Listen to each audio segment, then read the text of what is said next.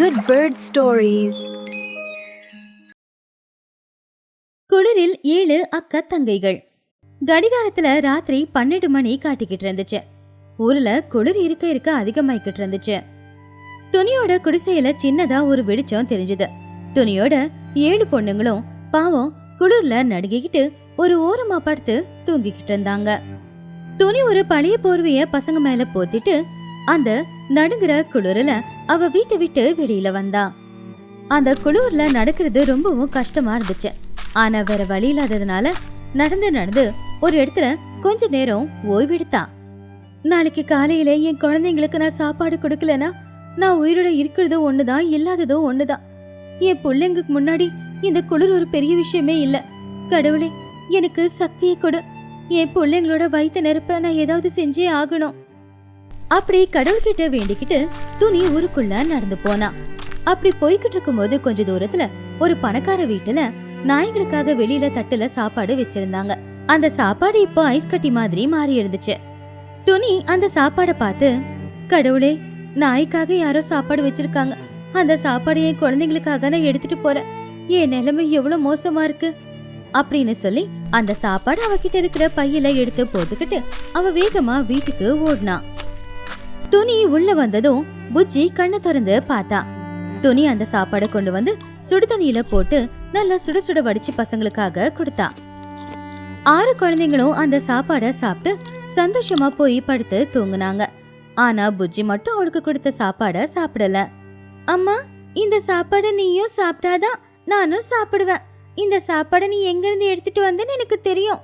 பாரு, குளிர்ல ஒரு ரெக்கையெல்லாம் எப்படி இறுக்கமா இருக்குன்னு. அம்மா, உன்னை இப்படி பார்க்கும்போது எனக்கு கஷ்டமா இருக்குமா? எனக்கு வேண்டாமா, தங்கச்சிங்க சாப்பிட்டாங்கல்ல, அதுவே போதும். நீயும் சாப்பிட்டுட்டு போய் படுமா. ஆனா புஜ்ஜி கவலையா, அம்மா, தங்கச்சிங்களுக்கு இன்னும் பேச்சு கூட வரல. அவங்களுக்கு இங்க என்ன நடக்குதுன்னு தெரியாது. ஆனா நான் பெரிய பொண்ணு, எனக்கு உன்னோட நிலைமை தெரியுமா?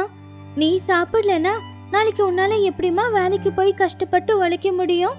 நீ வெறும் வயித்தோட படுத்தா அப்புறம் நாளைக்கு உடம்புக்கு சக்தி கிடைக்காதுமா. என் பேச்சு கேளுமா, என் கூட சேர்ந்து கொஞ்சம் சாப்பிடுமா. நீயும் சாப்பிட்டு நானும் சாப்பிடுறேன். 2 பேரும் நிம்மதியா போய் படுத்து தூங்கலாம். துணி புஜ்ஜியை கட்டி பிடிச்சுக்கிட்டு, உன்ன மாதிரி ஒரு பொண்ணை கொடுத்ததுக்கு அந்த கடவுளுக்கு நான் நன்றியை தான் தெரிவிக்கணும். வாமா, 2 பேரும் சாப்பிடலாம் அப்படின்னு சொல்லி துணி புஜ்ஜி 2 பேரும் இருக்கிற சாப்பாட 2 பேரும் சாப்பிட்டாங்க. அந்த சாப்பாடு யாரோ ஒருத்தங்க நாய்களுக்காக வச்சிருந்தாலும் கூட அது இன்னைக்கு ராத்திரிக்கு அந்த அம்மா பொண்ணுங்களுக்கு அமிர்த மாதிரி தான் தெரிஞ்சது. அப்படி எல்லா குழந்தைங்களும் சாப்பிட்டதுக்கு அப்புறமா நிம்மதியா போய் படுத்து தூங்குனாங்க. துணி எல்லா குழந்தைங்களுக்கும் சாப்பாடு கொடுத்து தூங்க வச்சுட்டு அவளும் போய் ஒரு ஓரத்துல படுத்து தூங்குனா. அன்னைக்கு காலையில விடிஞ்சாலும் துணி எழுந்திருக்கவே இல்ல. ஜன்னல் வழியா மெதுவா சூரியனுடைய ஒளி வீட்டுக்குள்ள வந்துகிட்டு இருந்துச்சு. ஆனாலும் துணி எழுந்திருக்கல. அப்போ புஜ்ஜி எழுந்திருச்சு போய் அவங்க அம்மாவை எழுப்புனா. அம்மா, எழுந்திரிமா, விடிஞ்சிருச்சு. இன்னைக்கு பக்கத்து ஊர்ல உனக்கு வேலை இருக்குல்ல, வேலைக்கு போக வேண்டாமா? ஆனா துணிக்கிட்ட இருந்து எந்த பதிலும் இல்ல. அத பார்த்து புஜ்ஜி ரொம்பவும் பயந்து போயிட்டா. மெதுவா அவங்க அம்மா நெத்தியில கை வச்சு பார்த்தா. அவ்வளவுதான், புஜ்ஜி ரொம்பவும் ஷாக் ஆனா. ஏன்னா துணியோட உடம்பு கொதிச்சுக்கிட்டு இருந்துச்சு. நேத்து ராத்திரி பனியில வெளியில போனதுனால இப்போ துணிக்கு ஜுரம் அடிச்சுக்கிட்டு இருந்துச்சு. துணியால எழுந்திருக்க கூட முடியாம அவ படுத்துக்கிட்டே தான் இருந்தா. அம்மா, என்னம்மா ஆச்சு? இந்த குளிர் உன்னுடைய உயிரை எடுக்கிற மாதிரி இருக்கு. எனக்கு பயமா இருக்குமா. அம்மா, நீ இல்ல அப்படின்னா நாங்க எல்லாரும் எப்படிமா இருக்கிறது? ஆனா அந்த நேரத்துல புஜ்ஜி அழல. அவ தைரியமா எழுந்திருச்சு தங்கச்சிங்க எல்லாருக்கிட்டையும் போய் வெளியில விளையாடுங்கன்னு சொல்லி அவங்க அம்மா பக்கத்துல உட்காந்துக்கிட்டு அவங்க அம்மாவுக்கு ஜுரம் குறையறதுக்கு சேவை செஞ்சுக்கிட்டு இருந்தா. ஆனா ஜுரம் குறையவே இல்ல. அப்போ புஜ்ஜிக்கு ஒரு யோசனை வந்துச்சு. துணி அவளுடைய சின்ன வயசுல சில மூலிகைகளை பத்தி சொல்லியிருந்தா. அத நினைச்சுக்கிட்டு உடனே புஜ்ஜி அந்த பனியில காட்டுக்கு பறந்து போய் அவங்க அம்மா சொன்ன மூலிகை எல்லாத்தையும் எடுத்துட்டு வந்தா. அந்த மூலிகையை கொண்டு வந்து அரைச்சி அதுல இருந்து ரசத்தை எடுத்து ஒவ்வொரு சொட்டா அவ துணியோட வாயில ஊத்த ஆரம்பிச்சா. அப்படி 2 பகல் 2 ராத்திரி புஜ்ஜி அவங்க அம்மா கூடவே உட்காந்து அவங்க அம்மாவுக்கு சேவைய செஞ்சுக்கிட்டு இருந்தா. 2 நாளுக்கு அப்புறமா மெதுவா துணிக்கு ஜுரமும் குறைஞ்சது. துணி கண்ணு திறந்து பார்த்தா. புஜ்ஜி கிட்ட, புஜ்ஜி, எங்கம்மா இருக்க? நான் எங்க இருக்கேன்? புஜ்ஜி அவங்க அம்மா கிட்ட, இங்கதாம்மா இருக்க, நான் எங்கேயும் போகலம்மா. அந்த கடவுளுக்கு ஏன் வேண்டுதல் கேட்டுச்சு போல. உனக்கு ஜுரம் வந்ததும் நான் எவ்வளவு பயந்துட்டேன் தெரியுமா? தனியா நீ என்னம்மா பண்ணிக்கிட்டு இருந்த?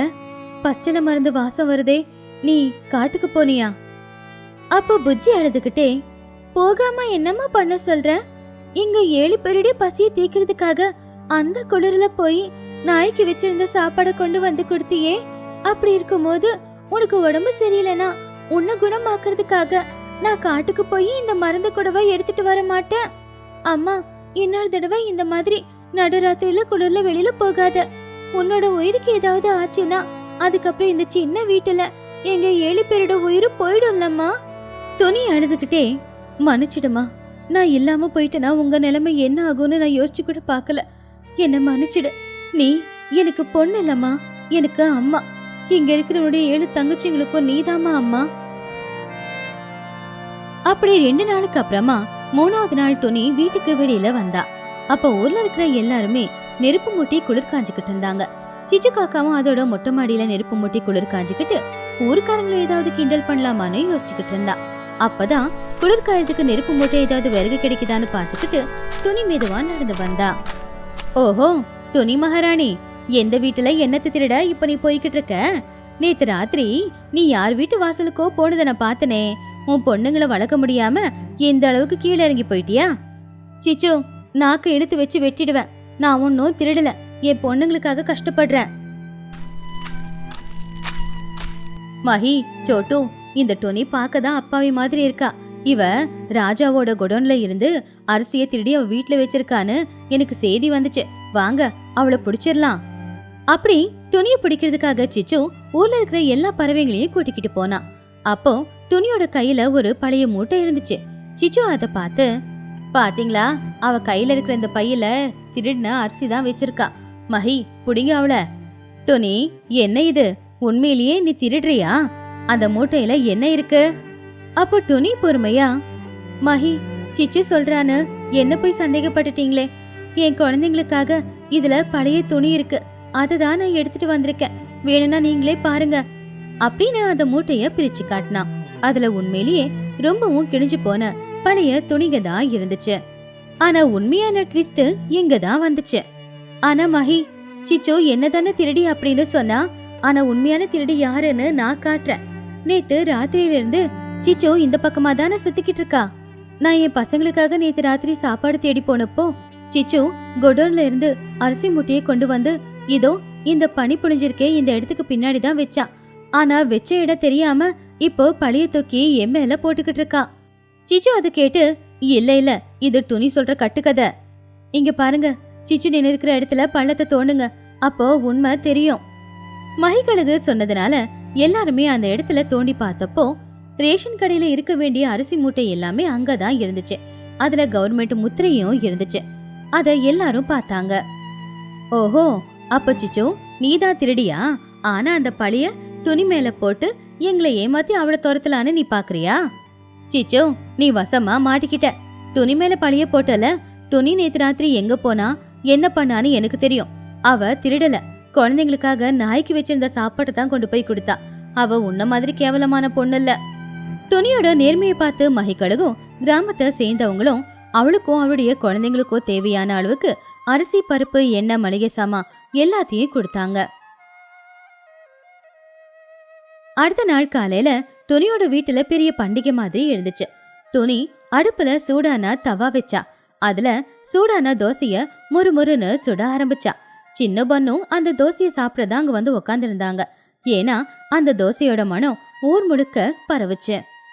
துணி கவலையா பன்னு சின்னுவ பார்த்து, பன்னு, சின்னு, 2 பேரும் இங்க வாங்க. உங்களை பார்க்கும் போதுதான் உங்ககிட்ட ஒரு முக்கியமான விஷயத்த சொல்லணும் போல இருக்கு. இப்போ நான் இருக்கேன். நாளைக்கு ஒருவேளை எனக்கு உடம்புக்கு முடியாம ஏதாவது ஆயிடுச்சுன்னா நீங்க 2 பேரும் சேர்ந்துதான் என் பொண்ணுங்களை பாத்துக்கணும். புஜ்ஜியோட சேர்த்து என்னுடைய 7 பொண்ணுங்களையும் உங்க கூட பிறந்தவங்களா பாத்துக்கணும். என் பொண்ணுங்க ரொம்ப நல்லவங்க. அவங்கள நீங்க 2 பேரும் நல்லபடியா பாத்துப்பீங்கல்ல? அப்ப பன்னு துணிய பார்த்து, ஆண்டி, நீங்க எதுக்காக இப்படியெல்லாம் பேசுறீங்க? நீங்க எப்பவுமே நல்லா இருப்பீங்க. நாங்க எல்லாரும் உங்க கூடவே தான் இருப்போம். புஜ்ஜி மட்டும் இல்ல, எல்லாருமே எங்க தங்கச்சிங்க தான். நம்ம எல்லாரும் சேர்ந்து அவங்கள நல்லபடியா பாத்துக்கலாம். ஆமா ஆண்டி, புஜ்ஜி எங்க தோழி மட்டும் இல்ல, புஜ்ஜியோட தங்கச்சிங்க எல்லாருமே எங்களுக்கு தங்கச்சிங்க தான். நீங்க இருந்தாலும் இல்லைன்னாலும் நாங்க அவங்கள எப்பவுமே கைவிட மாட்டோம், நல்லா பார்த்துப்போம். துணி பசங்க 2 பேரும் சொன்னது கேட்டு கண்ணுல கண்ணீரோட, சின்ன பிள்ளைங்களா இருந்தாலும் உங்களுக்கு மனசு ரொம்ப பெருசு. அந்த கடவுள் எப்பவுமே உங்களுக்கு துணையா இருப்பான். வாங்க எல்லாரும் சாப்பிடுங்க. அப்படி துணி நல்ல குளிர நேரத்துல சூடா தோசையை போட்டு பன்னு, சின்னு, புஜ்ஜி அப்புறம் அவருடைய மற்ற குழந்தைங்களுக்கும் சுட சுட தோசையை சுட்டு கொடுத்தா. பசங்க சந்தோஷமா சாப்பிட்றத பார்த்து துணியோட மனசு நிறைஞ்சு போச்சு. கஷ்டத்துலயும் நேர்மையா இருக்கிற ஒரு தாயோட பாசம் எல்லாத்தையுமே மாத்தும் அப்படிங்கிறது துணியோட வாழ்க்கை அன்னைக்கு எல்லாருக்குமே கத்து கொடுத்த பாடம். இந்த கதையில இருக்கிற நீதி என்னன்னா, பொறாம, பொய், திருட்டு என்னைக்கா இருந்தாலும் வெளியில வந்தே தீரும். ஒரு தாயோட பாசத்துக்கு முன்னாடி யாராலையுமே நின்று ஜெயிக்க முடியாது. அதே மாதிரி வீட்டுல சின்ன பசங்களா இருந்தாலும் அவங்க பொறுப்பா இருந்தா அந்த வீட்டோட தலையெழுத்த மாத்த முடியும். துணியோட நேர்மையும் புஜ்ஜியோட பாசமும் அவங்க குடும்பத்தை காப்பாத்துச்சு. குடிலில் ஆடு மேய்க்கும் சிச்சு. பறவையோட கிராமத்துல விவசாயத்தோட சேர்ந்து ஆடு மாடையும் வளர்த்துக்கிட்டு இருந்தாங்க. அந்த ஊர்ல ஆடுங்களை வளர்க்கறது, ஆடுங்களை மேய்க்கிறது வேற யாரும் இல்ல, நம்மளுடைய சிச்சு காக்கா தான். சிச்சு காக்கா மட்டும்தான் அந்த ஊர்ல ஆடு மேய்க்கிறதுல PhD முடிச்சிருந்துச்சு. அந்த ஊர்ல யாருக்கு ஆடு வேணும்னாலும் எல்லாரும் சிச்சு காக்கா கிட்ட தான் போகணும், அவன் சொல்ற ரேட்டை கொடுத்து தான் வாங்கணும். இப்படி சிச்சு காக்கா ஆடு வியாபாரம் செஞ்சு கை நிறைய பணமும் சம்பாதிச்சு அந்த ஊர்ல ரொம்ப நல்லபடியா வாழ்ந்துட்டு இருந்தா. சிச்சு காக்கா அவகிட்ட இருக்கிற பெரிய ஆட்டு மந்தைக்கு மத்தியில கட்டில போட்டு உக்காந்துக்கிட்டு இருந்தா. அவ கட்டல்ல நிறைய பணமும் இருந்துச்சு. அதுக்கப்புறம் அவ கூட விசுவாசமா இருக்கிற அழகான ஒரு நாயும் நின்னுக்கிட்டு இருந்துச்சு. சிச்சு காக்கா பணத்தை எண்ணி பார்த்து 5, 10, 50, அப்பாடா 50,000 ரூபாய் சம்பாதிச்சிருக்கேன். சிண்டோ, உனக்கு தெரியாதா, இந்த ஆடு வளர்க்கறதுல நிறைய லாபம் வருது. இந்த ஊர்ல யாருக்கு ஆடு வேணும்னாலும் எல்லாரும் என்கிட்ட தான் வரணும், நான் சொல்ற ரேட்டை கொடுத்து தான் வாங்கிட்டு போகணும். அப்போ சிண்டு வாழை ஆட்டிக்கிட்டு காதை ஆட்டிக்கிட்டு நீங்க சொல்றது உண்மைதாமா அப்படின்னு சொல்லுச்சு. இங்க பாருடா சிண்டோ, நீ மட்டும் இந்த ஆடுங்களை நல்லபடியா பாதுகாத்துக்கணும். இந்த ஊர்ல நாம தான் ஆடு மேய்க்கணும், ஆடு விற்கணும்.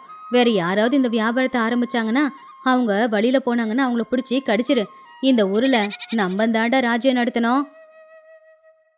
இன்னொரு பக்கம் துணிக்குருவி வீட்டுக்கு பின்னாடி இருக்கிற தோட்டத்துல கைத்து கட்டல்ல தான் பொண்ணு புஜ்ஜி கூட உட்காந்து பேசிக்கிட்டு சந்தோஷமா சிரிச்சுக்கிட்டு இருந்தா. அம்மா, இன்னைக்கு ஸ்கூல்ல எனக்கு ஃபீஸ் கட்ட சொல்லி சொன்னாங்க, ஆனா நம்ம கிட்ட அதுக்கு பணம் இருக்கா? அப்போ துணி கவலையா, இல்லம்மா, இப்பெல்லாம் சரியா வேலையும் கிடைக்க மாட்டேங்குதுல, அதான் காசு இல்ல. அம்மா, இன்னும் எத்தனை நாளைக்கு நீ இப்படி கூலி வேலைக்கு போய்கிட்டு இருப்ப? நாம தான் சேர்த்து வச்ச பணம் கொஞ்சம் இருக்குல்லம்மா, பேசாம அந்த பணத்தை வச்சு ஏதாவது வியாபாரம் ஆரம்பிமா. வியாபாரமா? எனக்கு என்ன தெரியும், எனக்கு தெரிஞ்சது எல்லாமே வயல் வேலை தான். அப்படி இல்லம்மா, அந்த சிச்சு அத்தைய பாத்தியா, அவங்க ஆடு வியாபாரம் செஞ்சுக்கிட்டு இவ்வளவு பணம் சம்பாதிக்கிறாங்க. தினமும் ஒவ்வொரு புது படவையாதான் கட்டிக்கிட்டு வராங்க. நீயும் பேசாம இதே மாதிரி ஆடுங்களை வாங்கி விற்கலாம்ல. நான் படிச்சு நான் வேலைக்கு போற வரைக்கும் நீ கஷ்டப்பட்டு உழைச்சுக்கிடு, அதுக்கப்புறமா இது எல்லாத்தையுமே நானே பாத்துக்கிறேன்.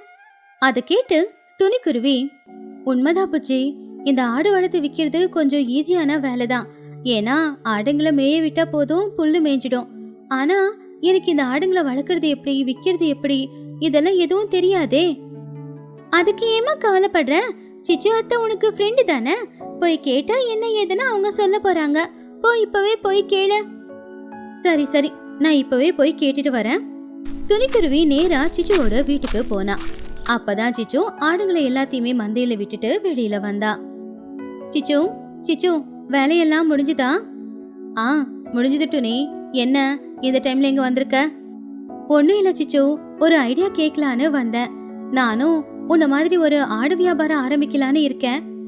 என்கிட்ட கொஞ்சம் பணம் இருக்கு, அந்த பணத்துல 4 ஆடுங்களை வாங்கி வளர்க்கலான்னு இருக்கேன். இந்த வியாபாரத்துல நல்ல லாபம் வருதாமே. அத கேட்ட உடனே சிச்சு காக்காவுக்கு பயங்கர ஷாக்கா இருந்துச்சு. சிச்சு அதோட மனசுக்குள்ள, ஐயோ, துணி இந்த வியாபாரத்தை ஆரம்பிச்சானா என் கஸ்டமர்ஸ்ல எல்லாரும் அங்க போயிடுவாங்களே. ஏன்னா துணி என்னை விட ரொம்ப நல்லவளாச்சே, இதை எப்படியாவது தடுத்தே ஆகணும், இத வளரவே விடக்கூடாது அப்படின்னு மனசுக்குள்ள நினைச்சுக்கிட்டு வெளியில துணிக்குருவிக்கிட்ட மட்டும், ஓஹோ, ஆடு வியாபாரமா துணி, வெளியில யாரோ விஷயம் தெரியாம பேசிக்கிட்டு இருக்காங்க. இதுக்குள்ள இருக்கிற எனக்கு தான் தெரியும், இந்த வியாபாரத்துல லாபமே வராது. நஷ்டத்துக்கு தான் நானே நடத்திக்கிட்டு இருக்கேன். அப்படியா? என்ன சொல்ற சிச்சு? நீ நல்லா தானே இருக்க? என்னது நல்லா இருக்கேனா? நீ வேற விடிய காலையில் எழுந்திருக்கணும், வீட்டு வேலை எல்லாத்தையும் பார்க்கணும், அதுக்கப்புறமா அந்த ஆடு கொட்டையை கழுவணும், அதுக்கப்புறம் ஆடுங்களை எல்லாத்தையும் கூட்டிக்கிட்டு காட்டுக்கு போகணும். காட்டில் வழி என்ன நல்லா இருக்கா? ஒரே முள்பொதர்லையும் கல் முள்ளுலையும் மேட்டுலையும் நடந்து அந்த ஆடுங்களுக்கு தேவையான அளவுக்கு ஆடுங்க புல்லு மேய்ஞ்சதுக்கு அப்புறமா மறுபடியும் வீட்டுக்கு கூட்டிட்டு வந்து அந்த ஆடுங்களுக்கு தண்ணியை வச்சுட்டு ராத்திரி முழுக்க தூக்கம் இல்லாம கண் முழிச்சு அந்த ஆடுங்களை பாதுகாக்கணும். அதுலயும் லாபம் வருதா அப்படின்னு பார்த்தா ₹1 கூட லாபமே வர்றதில்ல. சிச்சு சொன்னதை நம்பி பாவம் துணி ரொம்பவும் பயந்துட்டா. ஐயோ, இதுல இவ்வளவு கஷ்டம் இருக்கா?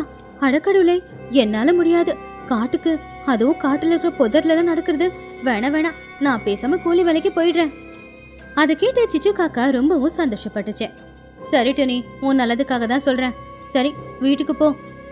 துணி வீட்டுக்கு திரும்பி வந்தா ரொம்பவும் கவலையா. என்னம்மா ஆச்சு?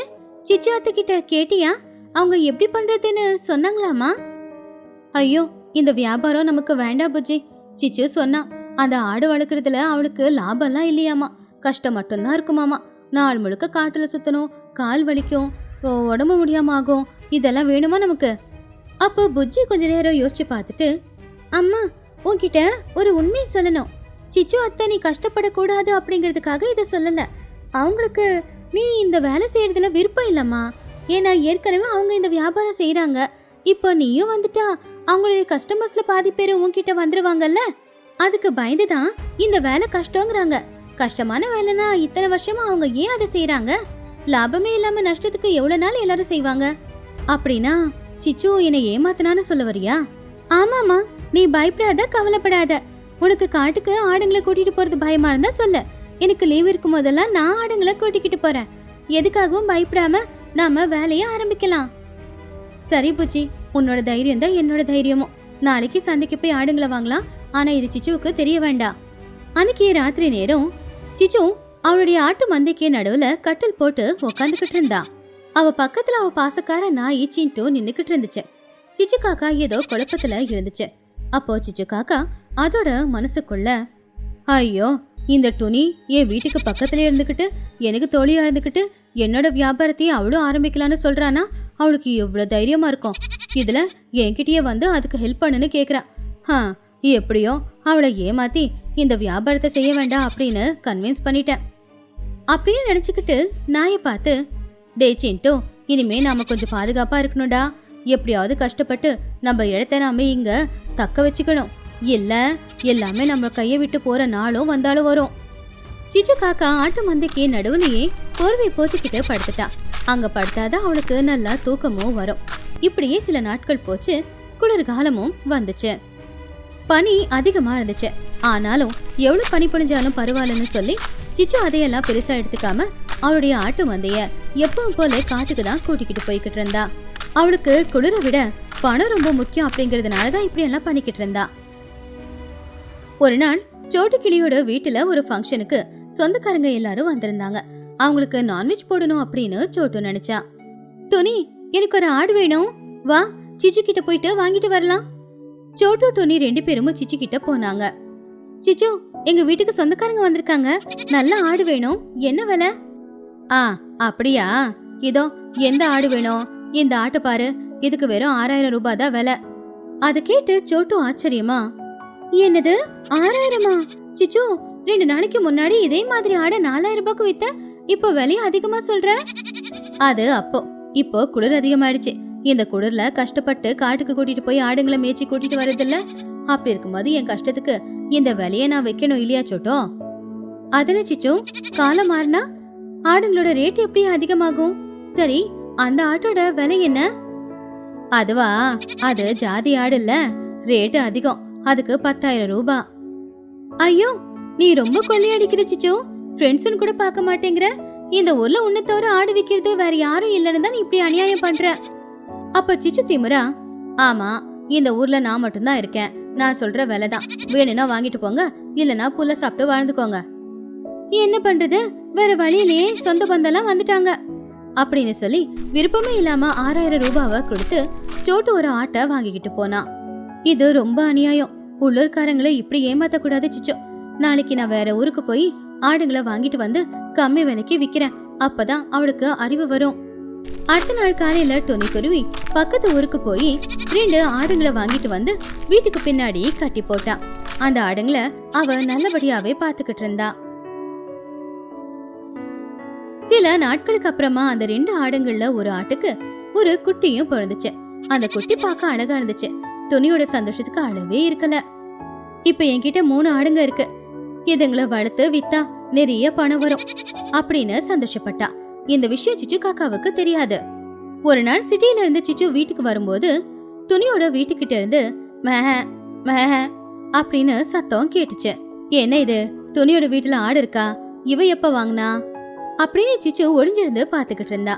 அங்க 2 பெரிய ஆடுங்களும் நடுவுல ஒரு குட்டி ஆடும் இருந்துச்சு. அத பார்த்து சிச்சு ரொம்பவும் ஆச்சரியப்பட்டா. ஓஹோ, நான் இந்த வியாபார கஷ்டம்னு சொல்லியும் துணி ஆடுங்களை வாங்கி வளர்த்துக்கிட்டு இருக்காளா? இப்ப அந்த ஆடுங்களுக்கு ஒரு குட்டியும் பிறந்திருக்கா. இதை இப்படியே விட்டா என்னோட வியாபாரம் நடக்காது.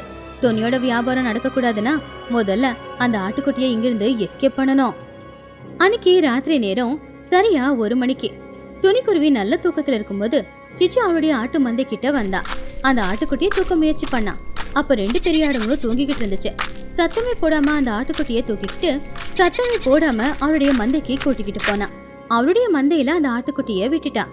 அப்ப சிச்சு பக்கத்துல நின்னுக்கிட்டு இருந்த சிண்டு கிட்ட, டேய் சிண்டு, இன்னைக்கு நான் ஒரு பெரிய வேலை பாத்துருக்கேன்டா.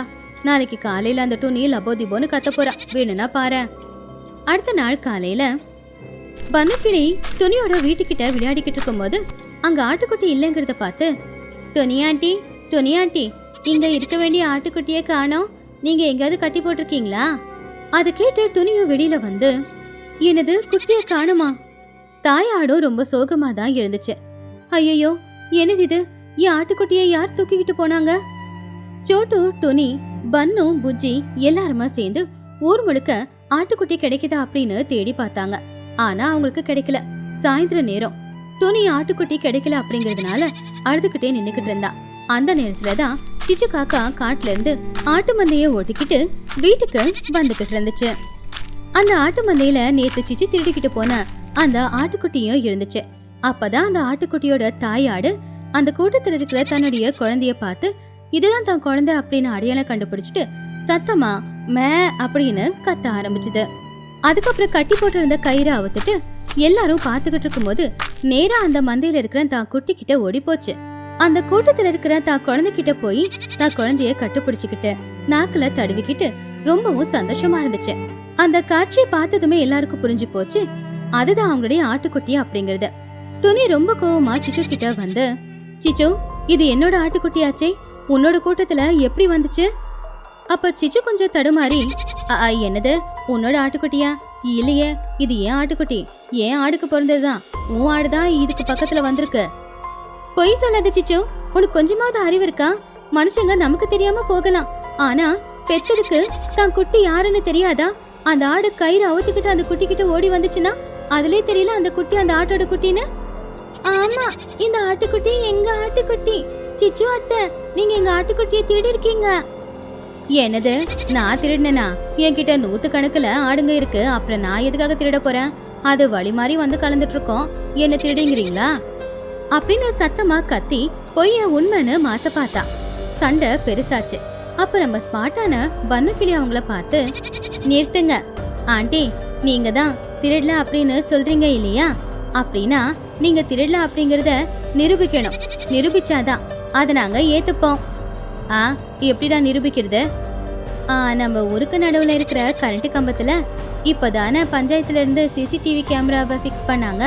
அந்த கேமரா துணி ஆண்டியோட வீட்டையும் அப்படியே சிச்சு அத்தையோட வீட்டையும் கவர் பண்ணிக்கிட்டு தானே இருக்கு. அதுல இருக்கிற ஃபுட்டேஜை பார்த்தா தெரிஞ்சிட போகுது யாரு ஆட்டை திருடினாங்க யாரு திருடலைங்கிறது. அதை கேட்டதும் சிச்சு காக்காவுக்கு வேர்த்து கொட்ட ஆரம்பிச்சுது. ஐயோ, சிசிடிவி கேமரா இருக்கிறத மறந்துட்டேனே, இப்ப என்ன பண்றது? எல்லாரும் வாங்க, ஊர் பஞ்சாயத்து ஆபீஸ்க்கு போகலாம், அங்க இருக்கிற ஃபுட்டேஜை கேட்டு பார்க்கலாம் அப்படின்னு சொல்லி எல்லாருமே ஊர் பஞ்சாயத்து ஆபீஸ்க்கு போனாங்க. அங்க இருந்த அதிகாரி மகிக்கழுகு. வீடியோல ராத்திரி 1 மணிக்கு சிச்சு காக்கா துணியோட வீட்டுல இருந்து ஆட்டுக்குட்டியை திருடிக்கிட்டு போய் அதோட ஆட்டு மந்தையில கலக்குறது ரெக்கார்ட் ஆயிருந்துச்சு. அதை பார்த்ததும் சிச்சு காக்கா கைய கடவுமா மாட்டிக்கிச்சு. சிச்சு, உனக்கு கொஞ்சமாவது அறிவு இருக்கா? அதான் அவ்வளவு ஆடு வச்சுக்கிட்டு இருக்கல, அப்படி இருக்கும்போது துணியோட வீட்டுல இருக்கிற ஒரு ஆட்டுக்குட்டியை திருட வேண்டிய அவசியம் உனக்கு என்ன வந்துச்சு? நீ எல்லாம் தோழியே இல்ல, நம்பிக்கை துரோகி. இத்தனை நாள் கொள்ளையடிச்ச, இப்போ திருட வேற செஞ்சிட்டியா? சிச்சு காக்கா தலை குனிஞ்சி அழுதுகிட்டே, என்ன மன்னிச்சிடுங்க, துணி வியாபாரத்தை ஆரம்பிச்சா எனக்கு வர வேண்டிய லாபம் வராதுல்ல, அதனாலதான் இப்படி எல்லாம் பண்ண. உன்னை மன்னிக்கெல்லாம் முடியாது, தண்டனை தான் கொடுக்க முடியும். இன்னையில இருந்து சிச்சு கிட்ட யாருமே ஆடு வாங்க கூடாது, எல்லாரும் துணி கிட்ட தான் ஆடு வாங்கணும் அப்படின்னு நான் சொல்றேன். அன்னையில இருந்து சிச்சு காக்காவோட வியாபாரமே அழிஞ்சு போச்சு. யாருமே சிச்சு கிட்ட போய் ஆடு வாங்கவே இல்ல. யாருக்கு ஆடு வேணும்னாலும் கூட அவங்க நேரா துணிக்கிட்ட தான் போய் வாங்கிக்கிட்டு இருந்தாங்க. கொஞ்ச நாள்ல துணிக்கிட்ட ஒரு பெரிய ஆட்டு மந்தையே இருந்துச்சு. அவ எல்லாருக்கும் நியாயமான விலையில தான் ஆடுங்களை வித்துக்கிட்டு இருந்தா. சிச்சு காக்கா அதோட தப்ப தெரிஞ்சுக்கிட்டு மனச மாத்திக்கிச்சு.